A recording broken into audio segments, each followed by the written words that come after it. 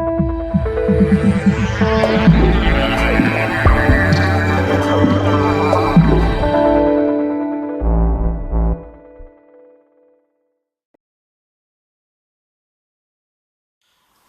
à tous, c'est Florent Fou d'excellenceopérationnelle.tv et on se retrouve aujourd'hui pour une nouvelle question à traiter, une question qui m'a été envoyée via le site EOTV.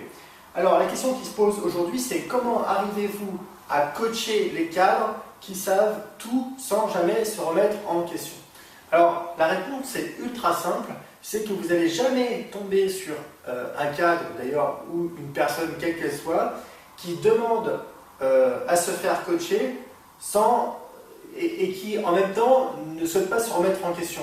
En fait, l'acte même de demander un coach ou de demander un coaching, un accompagnement sur une thématique précise est déjà la prise de conscience que ce coaching va nous apporter quelque chose et qu'on a un petit peu des résistances, des croyances limitantes qu'il faut arriver à dépasser, et c'est avec l'aide de quelqu'un d'autre, avec le regard extérieur, qu'on va pouvoir dépasser ces croyances-là. Donc, je ne crois pas du tout à ce que les cadres soient certains ou ne se remettent jamais en cause. Je crois au contraire qu'ils se mettent très régulièrement en cause, mais il est en revanche fort possible que dans leur représentation à l'intérieur de l'entreprise, ils sont obligés d'avoir un petit peu une carapace ou de montrer qu'ils sont forts pour maintenir ce statut de manager, parce qu'on est souvent dans les philosophies un petit peu traditionnelles du pilotage de l'entreprise avec quelque chose de très hiérarchique où pour monter, il faut montrer que l'on est fort et capable d'appréhender toujours de nouvelles responsabilités plus efficacement.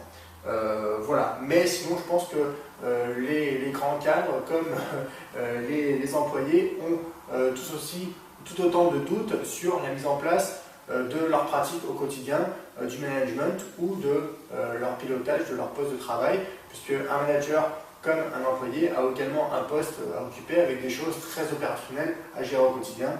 Donc voilà, je dirais comment j'arrive à coacher.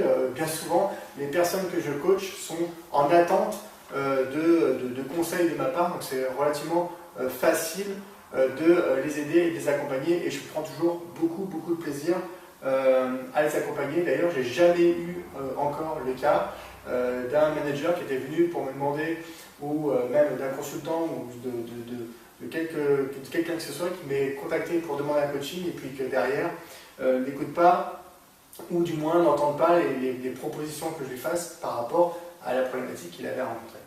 Donc voilà, je dirais que c'est un petit peu une question qui ne se pose pas, puisqu'à partir du moment où les gens demandent un coaching, ça veut dire qu'ils sont prêts à écouter des conseils, ou du moins ils sont prêts à se dépasser eux-mêmes avec l'aide d'un coach. Voilà, j'en ai terminé pour cette question du jour. Je vous dis à très bientôt pour une nouvelle question sur l'excellence opérationnelle. À très bientôt. Ciao, ciao.